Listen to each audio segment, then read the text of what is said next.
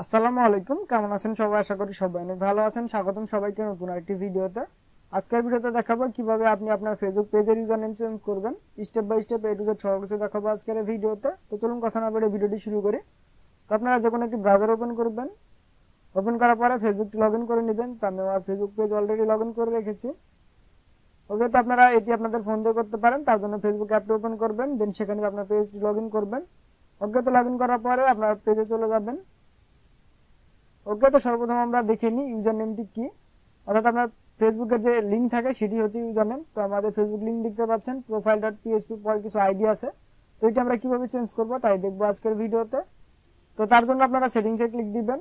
তো আপনারা যারা ফোন দিয়ে করতে চান তারা ফেসবুক অ্যাপের সেটিংসে চলে যাবেন, দেন একটু নিচের দিকে যাবেন, দেন এখানে দেখতে পাবেন পেজ সেটআপ নামে একটা অপশন আছে, এখানে ক্লিক দিবেন। ক্লিক দেওয়ার পর এখানে দেখতে পাচ্ছেন নেম, এখানে ক্লিক দিবেন। ক্লিক দেওয়ার পর একটু নিচের দিকে দেখতে পাচ্ছেন ইউজার নেম, এখানে এডিট বাটন আছে, এখানে ক্লিক দিবেন। ওকে, তো ক্লিক দেওয়ার পরে এখানে দেখতে পাচ্ছেন ইউজার নেম নামে একটি বক্স আছে, এখানে আপনি আপনার ইউজার নেমটি দিয়ে দিবেন। ইউজার নেম দেওয়ার ক্ষেত্রে অবশ্যই লক্ষ্য রাখবেন ইউজার নেমটি যেন ইউনিক হয়। অর্থাৎ এই ইউজার নেমটি যদি অন্য কেউ ব্যবহার করে থাকে তাহলে আপনি ব্যবহার করতে পারবেন না। তো একটি ইউনিক ইউজার নেম দেওয়ার চেষ্টা করবেন। তো আমি আমাদের পেজের ইউজার নেমটি দিয়ে দিচ্ছি।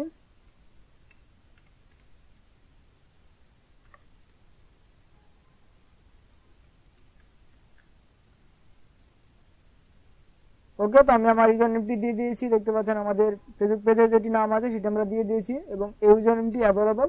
যদি এখানে টিক মার্ক না আসে তাহলে বুঝবেন এই ইউজার নেমটি অলরেডি কেউ ব্যবহার করছে, তো আপনি এটি ব্যবহার করতে পারবেন না। তখন আপনি একটু চেঞ্জ করে ব্যবহার করার চেষ্টা করবেন।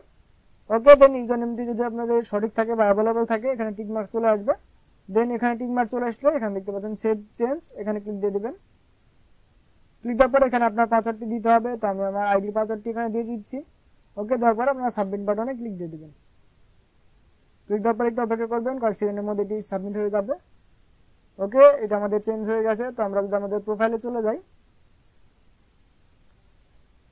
ওকে, তো দেখতে পাচ্ছেন এর আগে আমরা দেখেছি এখানে facebook.com এর পরে পিএইচপি দিয়ে কিছু আইডি দেওয়া ছিল, এখানে দেখতে পাচ্ছেন এখন আমাদের facebook.com/ আমার ইউজার নামটি চলে এসেছে।